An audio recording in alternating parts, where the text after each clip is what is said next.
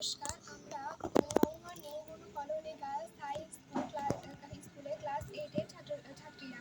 আমরা আজ বিকশিত ভারত মিলাথাম 2025 এর আত্মনির্ভর ভারতের অঙ্গ হিসেবে আমরা পেন স্ট্যান্ড এবং ফ্লাওয়ার স্ট্যান্ড তৈরি করেছি।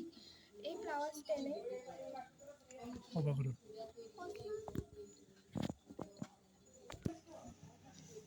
এই পাওয়ার স্ট্যান্ড তৈরি করতে আমরা কার্ডবোর্ড, পেপার এবং প্লাস্টিক বোতলের ব্যবহার করেছি।